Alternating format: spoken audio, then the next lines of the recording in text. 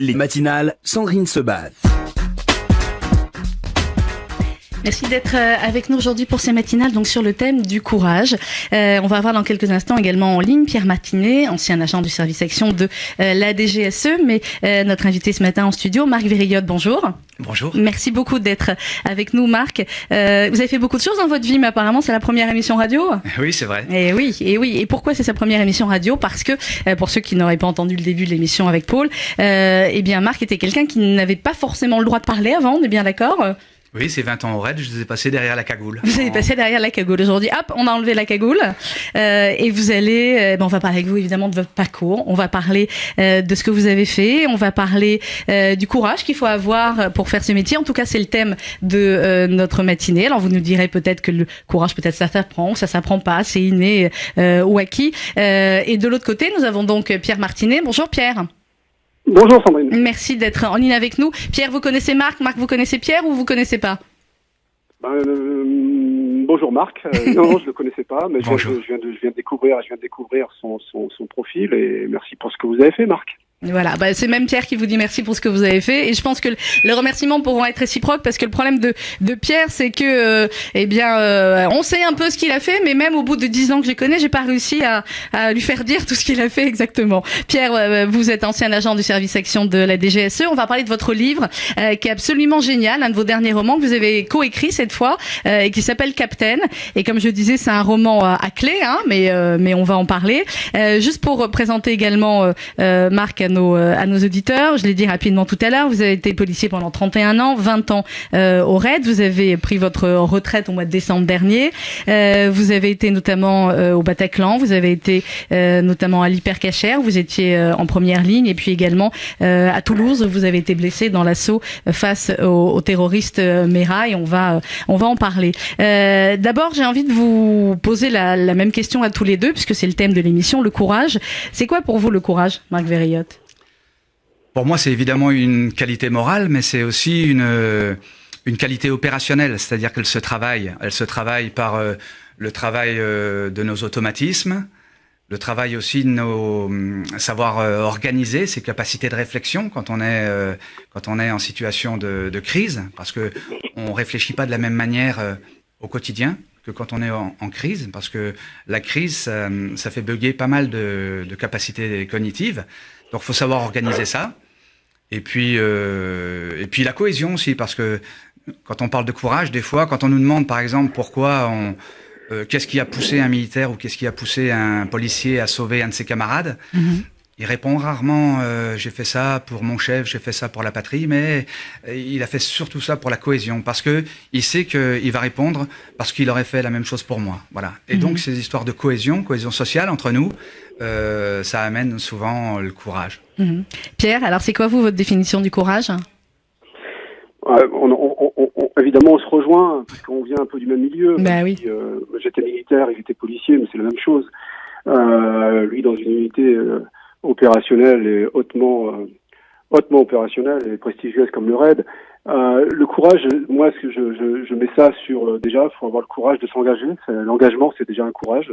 S'engager au service des autres, pour moi, c'est déjà aussi un courage. C'est déjà du courage, et servir, c'est courageux aussi. Par les temps qui courent, c'est tellement, c'est tellement rare, et qu'il faut le souligner. Et ensuite, c'est un entraînement quotidien. Pour moi, j'ai eu la chance d'éditer, quand j'étais directeur de collection, d'éditer quelqu'un qui avait été rentré dans l'avion en 94, à Marignane. Enfin, et pour avoir fait quelques trucs aussi. Et pour moi, le courage, ce n'est que la restitution d'un geste qu'on a appris à l'entraînement. La restitution, c'est 25% de ce qu'on a appris. Et le courage, je pense qu'il vient au fil du temps, au fil des jours également. Avec l'entraînement, c'est un cercle vertueux. L'entraînement nous apporte une certaine confiance, et cette confiance nous amène à nous dépasser et à être courageux. Et bien évidemment, le courage, c'est aussi une affaire de cohésion, une affaire d'équipe. On n'est rien sans l'autre. On peut aller très loin avec l'autre. Et puis le vrai courage, c'est un courage de groupe également. Et ces dernières années, entre le GIGN et le RAID, et d'autres personnes bien évidemment, mais eux ils ont été mis en avant dans les médias. C'est le courage de rentrer, quoi. C'est le courage de rentrer, c'est le courage d'y aller. de ressortir, quoi. Ouais. C'est le courage d'y aller et de pas savoir effectivement, comme vous le dites, si on va ressortir. Vous parliez d'engagement, Pierre. Là aussi, je vous posais la même question à tous les deux en parallèle. Qu'est-ce qui a motivé votre engagement? Marc, vous étiez d'abord membre de l'équipe de France de judo, donc judoka de très haut niveau, 14 sélections internationales. Pourquoi vous êtes rentré dans la police et ensuite pourquoi le RAID? Au départ, on peut pas dire que ce soit une vocation. C'est-à-dire que je suis rentré dans la police parce que venant du sport, je savais que c'était un métier où on pouvait faire du sport et c'est par ce biais-là que je suis rentré. Donc presque une porte, presque par une fenêtre. Et puis petit à petit, j'ai rencontré des gens qui m'ont parlé. Enfin, j'ai rencontré des anciens de la BRI, j'ai rencontré des anciens de la PJ. Ça m'a tout de suite passionné ces histoires de. J'ai croisé des victimes aussi. Oui. Et quand on croise des victimes, on n'est pas insensible à tout ça. Et puis petit à petit, bon l'action, voilà, la notion d'action, la notion de dépassement, la notion de groupe aussi, parce que j'ai vécu au RAID quelque chose qui ressemblait beaucoup à ce qu'on vit à l'INSEP, c'est-à-dire chercher la performance avec des amis, et c'est ce qui m'a poussé moi à la police. Mmh. Et alors vous, Pierre, l'engagement, il est venu comment? L'engagement, moi, c'est un peu une affaire de famille. Hein. Je sais. Moi, tout le monde était, enfin, mon grand-père était dans les unités un peu spéciales également, et je faisais aussi du sport à moins haut niveau que Marc. Hein. J'étais cycliste et petit à petit, j'ai découvert le parachutisme par le biais d'une préparation militaire et j'ai trouvé ma voie et j'ai trouvé justement cette notion de comment dirais-je de groupe, de cohésion et de dépassement de soi et j'ai trouvé dans cette famille militaire, j'ai trouvé l'opportunité de m'affirmer sans frein, quoi. Je pouvais passer tout ce que je voulais passer et petit à petit, ça s'est fait naturellement. Je suis rentré dans une unité parachutiste en 82. Et de fil en aiguille, je me suis retrouvé au service action sur la fin, avec beaucoup de rencontres aussi qui m'ont fait. C'est les rencontres qui font prendre des bonnes décisions parfois.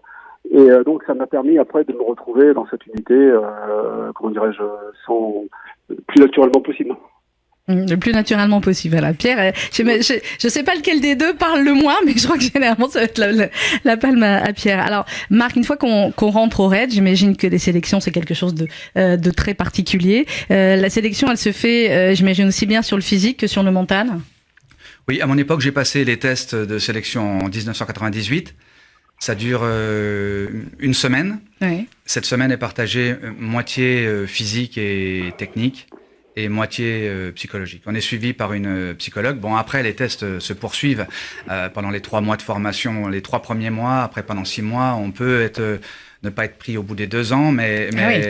le vrai test de recrutement, c'était une semaine. Et en effet, moi, je sortais du sport et ça m'avait fatigué autant qu'une compétition internationale et sans décalage horaire, parce qu'il y a une pression psychologique qui est aussi forte que la pression physique. Et on était 600 et on n'en prenait que 10.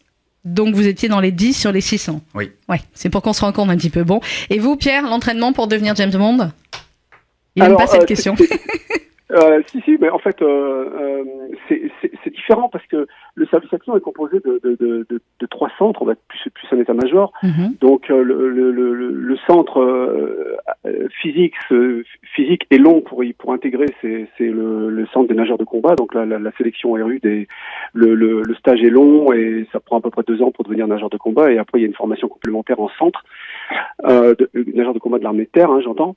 Ensuite, il y a le centre à Perpignan, le centre des, on va dire, c'est des commandos spécialisés clandestins. Donc là, c'est très physique, très long aussi pour intégrer. Donc il y a un centre plus axé sur il y avait, parce que là je parle au passé, je sais pas comment ça se passe maintenant. Il y avait un centre à Orléans, à Sercotte, plus axé sur le renseignement à fin d'action. C'est là où on apprend la vie d'agents clandestins.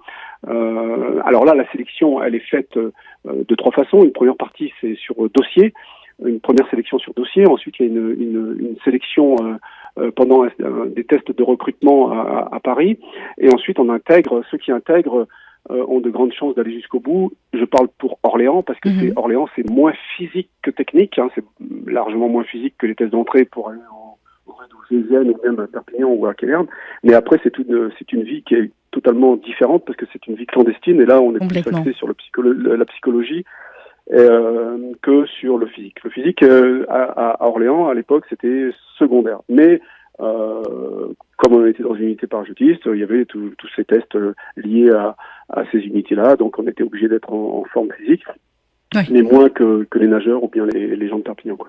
Alors, dans votre livre, Pierre Martinet, vous en avez écrit plusieurs, hein. Je crois que vous les avez tous lus. Là, le dernier, qui s'appelle Captain, que vous avez écrit avec Marc Jugnat. Racontez-nous un petit peu le pitch de Captain, et puis après, je vais en parler. Et c'est un livre, comme je disais tout à l'heure, qui est absolument génial, parce que, vous allez me dire le contraire, je sais, mais il y a quand même, c'est quand même un roman beaucoup à clé, hein. Pierre, on est d'accord. Il y a de quoi décrypter. Oui, bien sûr. Alors, pour le dernier, ce dernier ouvrage, c'est Marc Jugnat qui me l'a proposé, qui m'a dit qu'on devrait faire une suite à ce que j'avais fait. Et puis Marc Jugnat, donc il a énormément contribué à l'élaboration et à la sortie de ce livre, hein, qui est actuellement disponible. Dans tous les romans, enfin dans les deux premiers étaient des biographies. Après c'était des romans. Il y a toujours des clés évidemment, et il y a toujours aussi des personnages qui existent vraiment, parce que je m'inspire toujours des gens que j'ai croisés, des gens qui m'ont marqué, femmes et hommes bien sûr, et ça permet aussi de mettre à l'honneur, moi dans tous les livres auxquels je participe, c'est mettre à l'honneur les gens qui travaillent dans l'ombre et qui participent aussi à la scène de la sécurité intérieure et extérieure du pays, hein, à même titre que les forces d'intervention, hein, qui sont bien évidemment qui font partie intégrante de ce mouvement, si j'ose dire. Donc oui, c'est un roman qui permet de découvrir la vie d'une unité clandestine, la création et d'autres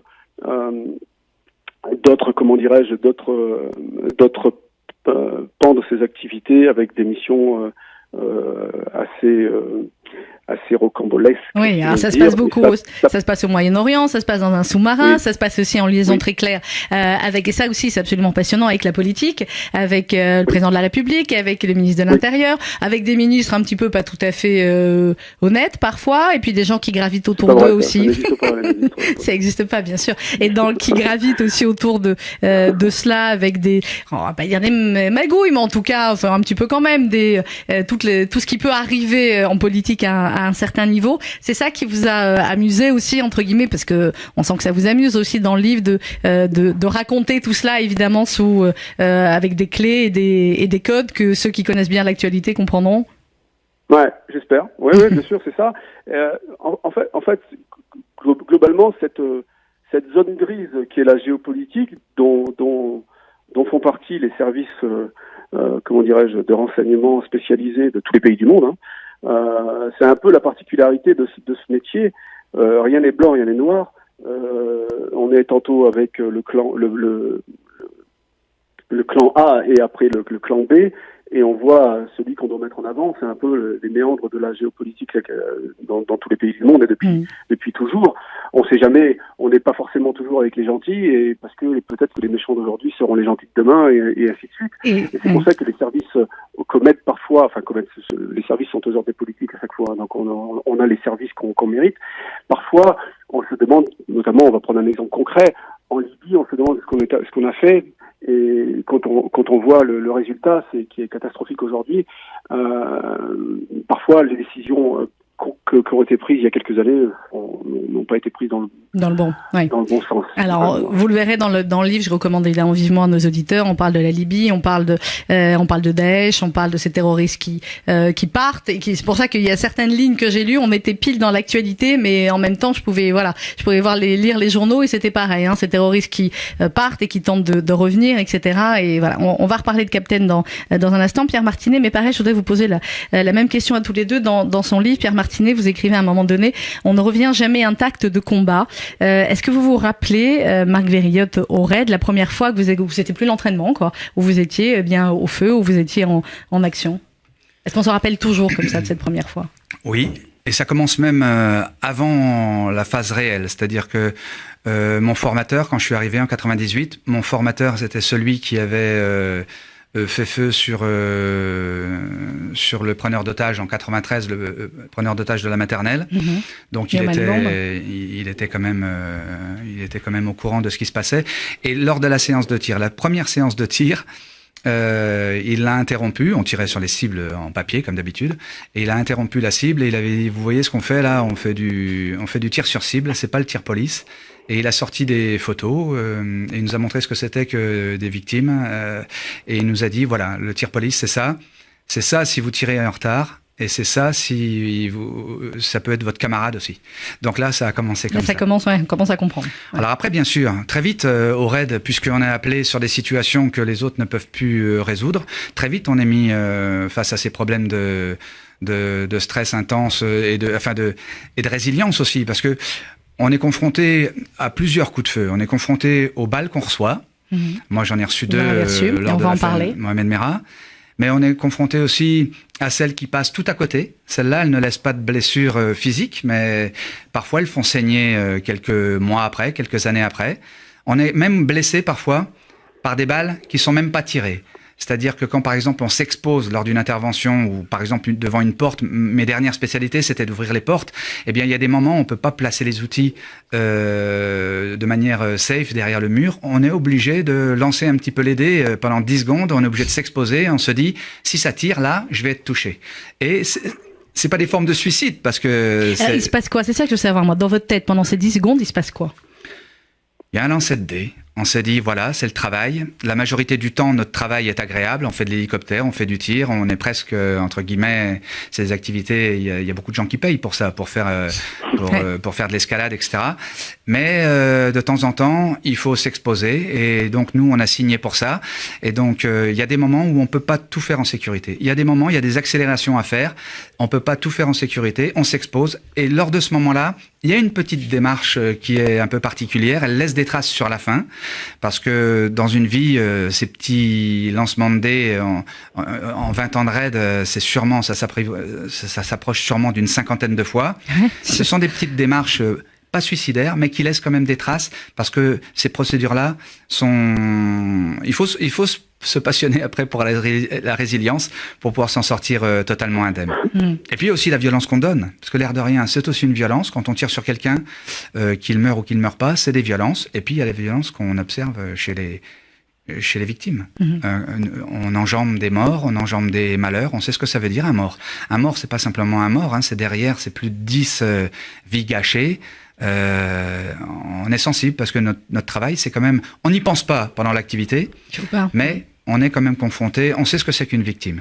Et on sait ce que c'est qu'une femme violée, on sait ce que c'est qu'un blessé qui va être tétraplégique, comme par exemple le militaire, un des 3 militaires qui a été quand il retirait de l'argent à Montauban, il est tétraplégique aujourd'hui. On sait ce qu'il ressent. Parce que nous, c'est parfois passé tout à côté. Moi, la balle dans le casque, peut-être... Je vais la montrer, si on a regardé sur le site internet. Marc nous a amené la photo. Voilà, où t'es passé la balle qu'a tiré Merah, le terroriste. Parfois, la vie, ça tient à 1 centimètre ou 1 millimètre de plus. Et puis, parfois, on a des amis militaires qui ont la vie gâchée par non seulement la balle, mais peut-être une bactérie qui se reproduit. C'est une infection et tu finis ta vie... Tétraplégique. Oui. Pierre Martinet, je vous laisse réagir à ce qu'a dit Marc, et puis vous aussi. Alors le premier échange de feu, la première fois où c'est pas l'entraînement. Bien sûr, je suis pas insensible à ce que vient de dire Marc, pour avoir évidemment suivi tout ce qu'ils ont fait depuis quelques années autour de ce terrorisme islamiste. Ces unités sont quand même exceptionnelles, parce que même si il restitue des gestes appris à l'entraînement et répétés maintes et maintes fois. Enfin, je veux dire, c'est grâce aujourd'hui aussi à... Ça, je trouve que c'est une très bonne chose. Hein, grâce aujourd'hui aussi à certains médias qui sont mis en avant, et au moins on peut savoir qu'il y a des gens aujourd'hui qui sont prêts à défendre leur pays et à mettre leur vie en jeu pour nous, quoi.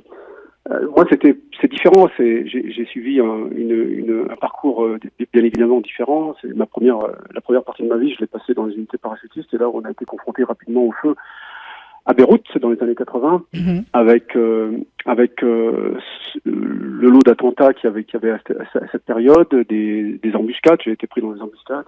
Et effectivement, la vie, ça parfois une rafale peut s'arrêter à 1 millimètre. Et on est juste blessé ou pas, mais Et après, dès qu'on a 19 ans et dès qu'on est confronté à cette misère humaine qu'est la guerre et les attentats et les morts, notamment l'attentat du Drakkar où il a fallu sortir des blessés et des morts pendant une semaine avec l'odeur de mort et oui, absolument. Et donc effectivement les douleurs physiques ne se voient pas forcément, mais le post-traumatique est là, bien évidemment. Il faut en France, on l'a longtemps occulté et heureusement maintenant ça fait partie intégrante de guerre ou de donc c'est très important. Et quand on quitte, moi j'ai quitté l'armée à 40 ans. Ça laisse effectivement des traces. Après, la deuxième partie, c'était différent. La deuxième partie, c'était fausse identité et mission de renseignement en fin d'action à l'étranger. Donc, c'était absolument différent. C'est une autre adrénaline. C'est une autre façon d'appréhender. Il n'y a pas de, il y avait pas d'armement en ce qui me concerne, et c'était surtout du renseignement en fin d'action. Vous avez changé de série. Vous êtes passé au Bureau des légendes.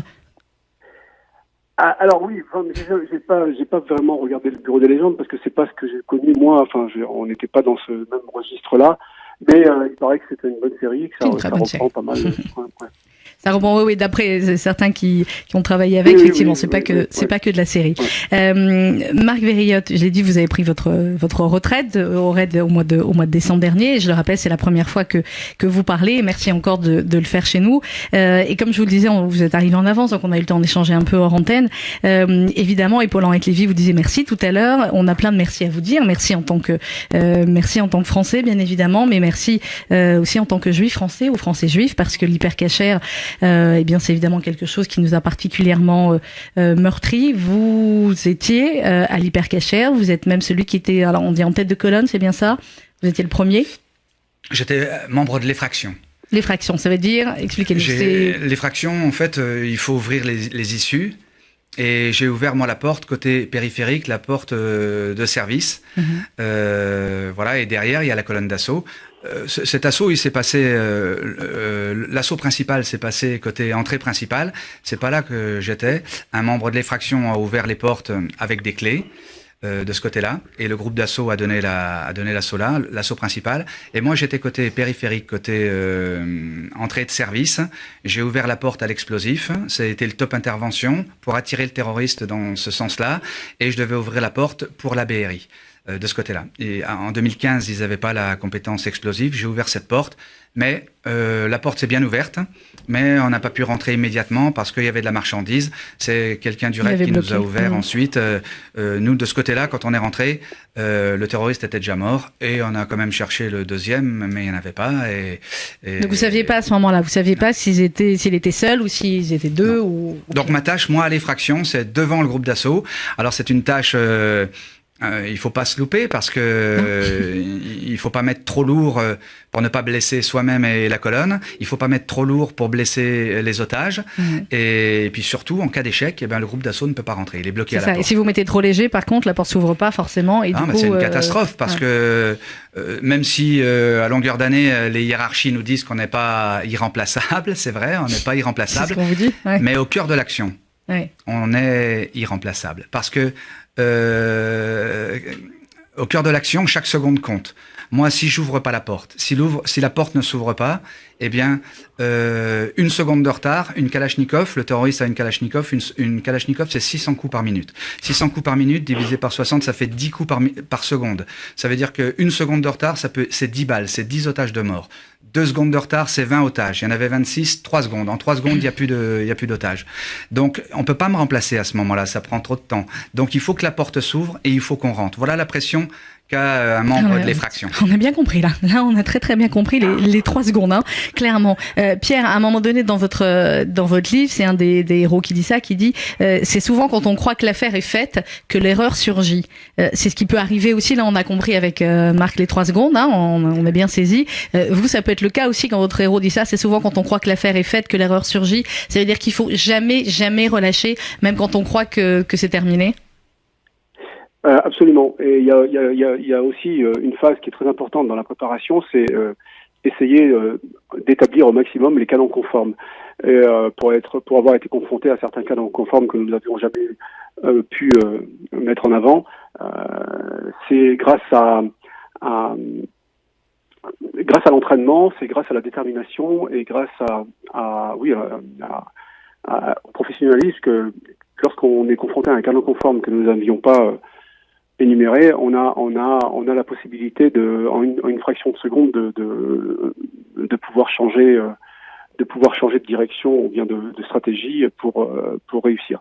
Mais ça, c'est effectivement de longues années de travail dans n'importe quelle unités opérationnelles où on est confronté à ce genre de situation parce qu'il y a toujours cette part d'inconnu quand on y va, quoi.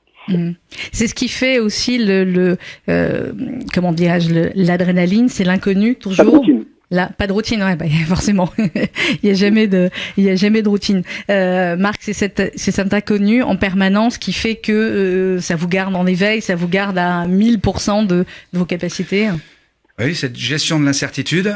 Moi, je m'y suis passionné depuis le sport, la gestion du stress, parce qu'on sait que le stress peut vous rendre mauvais s'il annihile vos actions. C'est un satellite de la gestion du stress, cette gestion de l'incertitude. C'est comme la prise de décision sous pression ou la résilience en situation extrême. Tout ça, il faut savoir en fait ordonner ses capacités de réflexion, parce qu'on ne réfléchit pas en zone de crise de la même manière que tous les jours. La zone de crise, c'est une zone avec des règles qui sont différentes de la vie de tous les jours. Et donc, il faut s'y habituer et il faut ne pas compter, par exemple, celui qui compterait sur ses capacités de réflexion parce qu'il a une grosse culture, parce que, ça ne fonctionne pas. Non, on peut pas aller à l'assaut avec 6 pages de schéma tactique sur notre écran mental. On va à l'assaut avec un mental organisé de manière un peu adaptée, c'est-à-dire avec des plans, des petits 1, petits 2, petits 3, petits 4, et avec des points de concentration, avec des points clés, et on se débrouille avec ça. On va à l'assaut avec un pense-bête et pas avec un livre, parce que le livre, on n'a pas le temps de le lire en intervention. Pierre, je vous entends sourire de l'autre côté du téléphone, vous êtes d'accord, j'imagine? Ah ouais, bien sûr, tout à fait. Mais dans ce que j'ai pu enseigner, moi notamment dans certains sports comme le parachutisme, je reprends ce que disait Marc. L'entraînement évite ce mauvais stress parce que le stress engendre de mauvais gestes et le mauvais geste engendre une catastrophe, notamment dans certains, dans ce qu'il a pu faire évidemment, mais dans certains sports également. Après, moi aujourd'hui, je fais du sport aussi à haut niveau en triathlon. Et il est Ironman, Pierre.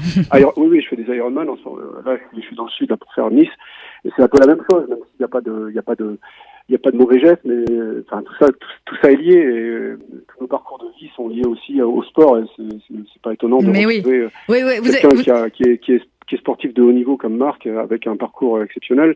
Et parce que on retrouve en fait, moi j'ai toujours retrouvé dans mon parcours militaire et maintenant aujourd'hui aussi dans le privé, cette notion de gestion du stress et de montée d'adrénaline qui font que on a au fond, en fait, à la fin, on se retrouve avec une certaine plénitude parce on est axé avec ce que l'on est réellement, quoi. Parce que c'est un réel travail psychologique de savoir qui on est réellement pour choisir une voie qui nous correspond, quoi. Alors vous avez tous les deux ensuite des parcours un peu similaires. Je crois que vous avez fait pour vous rencontrer, parce que Pierre, vous avez fondé et vous dirigez Wincorp Security Defense, qui est basé à Londres, et Marc, donc depuis quelques mois en fait à peine, depuis que vous êtes parti du RAID, vous faites des conférences en fait. Vous êtes formateur et vous faites également des conférences sur tous ces sujets-là, et on en dira peut-être un mot à la fin de l'émission. Il y a l'hypercacher dont on a parlé, et puis il y a cet assaut face aux terroristes. Mera à Toulouse, où là vous avez été blessé grièvement. Vous avez pris une balle dans le casque, et on voit la photo. Vous avez pris une autre balle à l'épaule. Comment ça s'est passé? Je voudrais que vous nous racontiez. Est-ce que vous pouvez me raconter des quelques instants avant l'assaut contre le terroriste? On a été plusieurs à être blessés par balle cette nuit-là. On a été 4, mais sans compter ceux qui ont pris les balles dans les protections, etc. Ça a commencé de manière... nous, quand nous sommes descendus, on ne savait pas encore qu'on allait donner un assaut. Quand on descend sur Toulouse, on descend avec 3 sacs. On descend avec un sac de filature urbaine pour aider la police judiciaire à suivre quelqu'un. On ne sait pas encore qui. On a un sac énorme aussi de filature à la campagne, s'il faut dormir dans les sacs de couchage avec des filets. Enfin, bon, voilà. Et on a notre sac d'intervention. Et en fait, l'enquête se déroule quand même très vite parce que entre le premier... Bon, ça se passe jamais assez vite puisque pour les victimes, c'est du 100%. Mais ça s'est passé en 10 jours. C'est-à-dire entre le premier assassinat du 11 mars, le militaire qui vendait sa moto. 5 jours plus tard, l'assassinat des 3 militaires, dont un qui est... Enfin, 2 morts et un blessé très grave. Oui. Et ensuite, l'attaque de l'école aux Zaratora avec les 4 morts et les blessés, etc. Les petits, les 2 enfants, les 2 garçons, la petite fille de 7 ans, le père. Bon. Arié, Gabriel, Myriam et notre assaut, c'est 10 jours. 10 jours, quand on regarde les tueurs en série, quand on regarde Khaled Kalkal, quand on parle de Émile Louis, Francis Holm, Pierre Chanal... ça a pris des années. C'est des années, oui, voilà. Donc l'enquête a été bien faite. Après, nous, quand on donne l'assaut, il est 3h du matin et on n'est pas encore certain que c'est l'assassin. Quand on nous donne... Parce que l'enquête, on ne peut pas faire éterniser l'enquête. À un moment donné, on a peur que celui qui est le plus soupçonné repasse à l'action ou disparaisse dans la nature. Quand on donne l'assaut, on n'est pas encore sûr que c'est l'assassin. Bon, l'enquête avance vite, parce que dès qu'on ouvre la porte de 10 cm, il fait feu et il tire 2 balles dans le plexus de celui qui s'occupait d'ouvrir la porte. Et heureusement, c'est là qu'on est le mieux protégé, donc il tombe pas. Il tombe pas. Vous voyez là, à cet endroit-là, il y a 3 gilets pare-balles même, puisque la plaque de cœur. Mais voilà. Et moi, je suis blessé. Enfin, il y a plusieurs ouvertures de feu. La deuxième ouverture de feu, un de mes camarades tombe. Il prend une balle dans le genou. C'est le premier exfiltré à l'hôpital.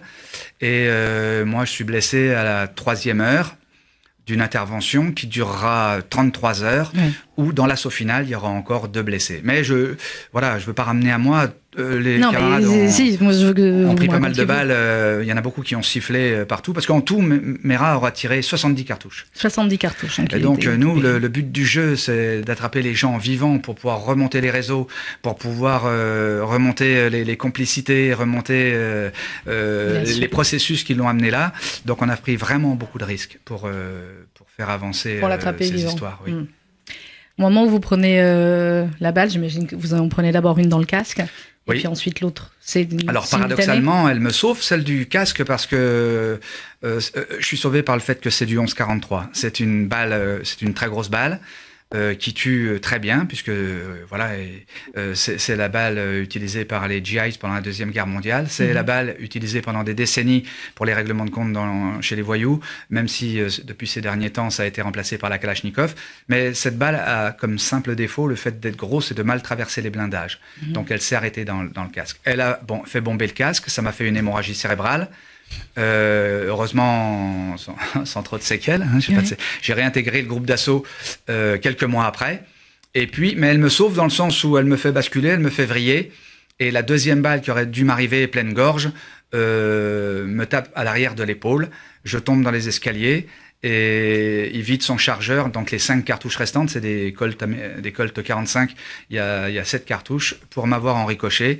Et je suis touché que par les éclats de béton et j'arrive à me cacher. Et voilà. Vous arrivez à vous cacher avec et à prévenir les camarades qui viennent pas me chercher. Je suis dans l'escalier qui descend, qui viennent pas me chercher parce que je sens bien qu'il y a quelque chose de bizarre. Je sais que je suis touché à la tête parce que j'ai un gros...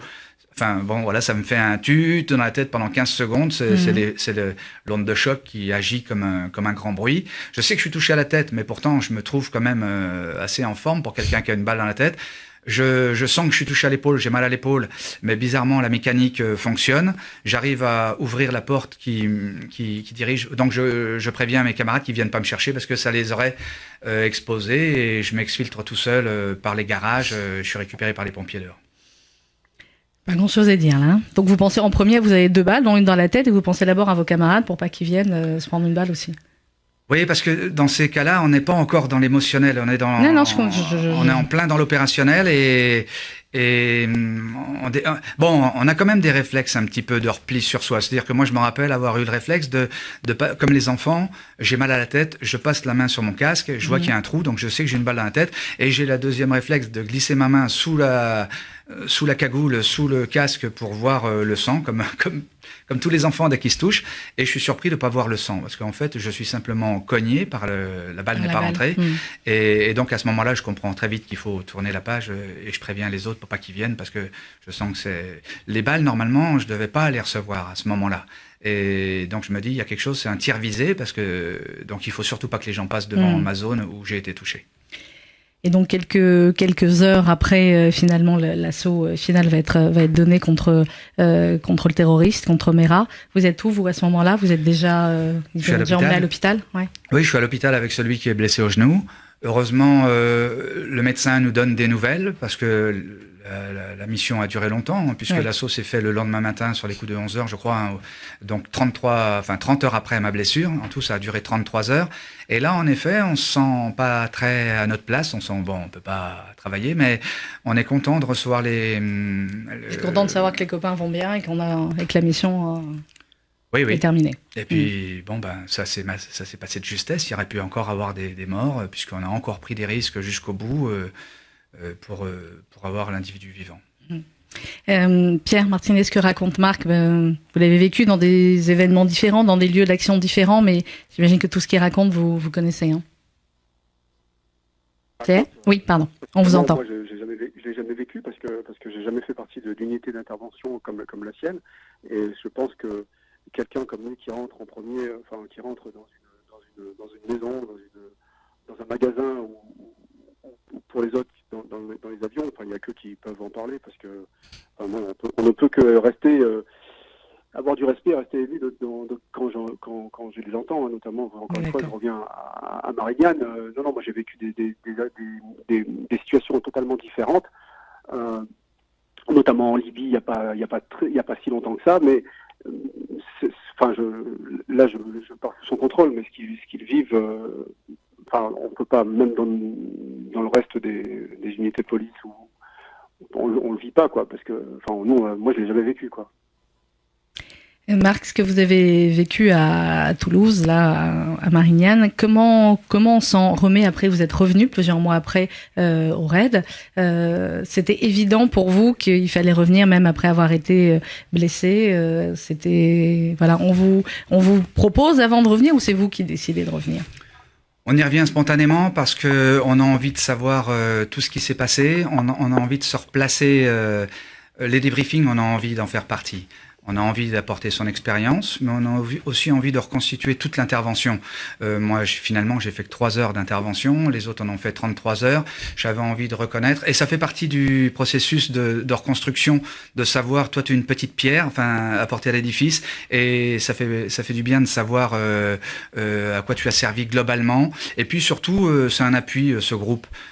Tout seul à l'hôpital et tout seul dans sa salle à manger, je pense que tu serais plus touché par le stress post-traumatique que en revenant à l'unité le plus vite possible. Je suis revenu à l'unité, moi, bien avant de reprendre opérationnellement le travail. J'ai fait d'autres travaux plus techniques. Je me suis concentré sur l'explosif, sur sur le futur qu'on savait qu'il allait venir.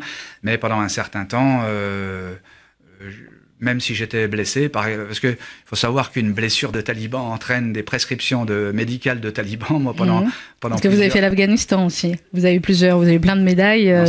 Oui, je plaisantais dans le sens où, en sortant de l'hôpital, les neurologues m'ont dit pas de sport, pas d'alcool, pas faire l'amour, parce que sinon ça fait monter le sang à la tête, et les petits vaisseaux qui ont craqué peuvent recraquer à nouveau. Donc j'ai été au service, mais sans faire de sport, sans travailler, et voilà. Et vous avez repris, puisque après l'hypercacher dont on a parlé, après Toulouse face au terroriste Merah, vous êtes intervenu également au Bataclan. Alors le Bataclan, moi j'y interviens en deuxième rideau, j'interviens en premier rideau sur les terrasses. Les terrasses à côté du bar, la petite bière, il y avait un immeuble où il y avait des balles de Kalachnikov. On nous a dit que les terroristes étaient réfugiés dans l'immeuble, et donc nous on a cassé 11 portes à cet endroit-là pour trouver les terroristes qui finalement n'y étaient pas. Mais on s'expose, comme je vous disais, parfois il n'y a pas besoin que les balles soient tirées pour que ça pose problème. On a fouillé cet immeuble, et donc moi, mon équipe, on était 4 équipes, en tout 3 orientées vers le Bataclan et 1 pour résoudre le problème des terrasses. Et quand on arrive au Bataclan, moi, je ne fais pas partie de l'assaut. L'assaut est réglé, les terroristes sont morts, et je fais partie de l'équipe qui travaille par derrière, les derniers, mais c'est tout. Et alors, cette nuit-là du Bataclan, vous nous avez raconté Hypercacher, vous nous avez raconté Toulouse, cette nuit-là du Bataclan pour le raid, comme pour tous les autres unités d'élite qui interviennent, c'est quand même une nuit particulière. Paris n'avait jamais connu ça, la France n'avait jamais connu ça. Oui, en effet, quand on est rappelé, c'est plus de 8 endroits, 8 attentats en même temps. Quand on est rappelé, moi c'était même un peu particulier puisque on est tous rappelés évidemment dans ces grosses affaires comme le 13 novembre. Mais moi j'étais pas d'astreinte, donc on est des petites équipes à être rappelés sur les astreintes. Mais moi j'étais pas d'astreinte, j'étais en stage à l'école de police de Paris pour un recyclage de mes diplômes police, et donc je devais enchaîner sur une deuxième semaine. Quand on m'appelle sur les coups de 22h30, c'est assez spécial parce que ma tenue noire est à l'école de police. Je devais la récupérer le lundi pour continuer mon stage. Ma deuxième tenue noire était au lavage, était mouillée. Et donc, je suis rappelé, j'ai plus de tenue noire. Je vais donc chercher la tenue noire que je vous ai montrée, celle qui est percée, que j'avais gardée en souvenir de l'affaire Mohamed Merah. Donc, un vendredi 13 novembre, aller sur ces multi-attentats avec une combinaison déjà percée par un terroriste, il faut lâcher prise On parlait de résilience tout à l'heure, il faut y être là sur la résilience. Il faut lâcher un petit peu la superstition. Ouais, il faut vendredi 13. Donc on est rappelé. Quand j'arrive au service, moi, puisque je suis pas d'astreinte, j'avais donc pas de véhicule de police. On a des véhicules quand on est d'astreinte, on a des véhicules de police banalisés pour utiliser le bleu et la sirène. Donc la première alerte est déjà partie sur le Bataclan. Moi, je fais partie de la deuxième alerte. On nous envoie pas au Bataclan, on nous envoie sur les terrasses parce que on sait pas encore ce qui se passe. On pense que ça tirait encore sur les terrasses. Et puis il y a une troisième alerte qui est envoyée, pareil, de gens récupérés sur le Bataclan. Une quatrième alerte, je crois, même, je crois qu'on était... Enfin, une grosse alerte, 3 alertes. Et puis, nous, on résout le problème, on enjambe les morts de la petite bière pour résoudre le problème dans cet immeuble.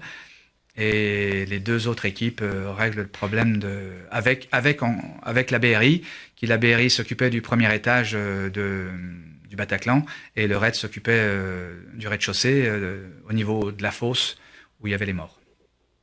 Pierre Martinet, quand on a suivi tous ces nuits terribles, mais quand on a votre entraînement et je rappelle, ancien agent du service action, la DGSE, quand on voit d'autres brigades d'élite intervenir comme ça à la télé finalement, parce que ce sont des événements qu'on a tous suivis à la télé, qu'est-ce qu'on ressent, qu'est-ce qu'on se dit?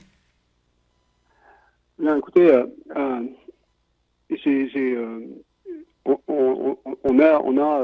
moi, en ce qui me concerne, je suis avec eux, quoi, en fait, voilà.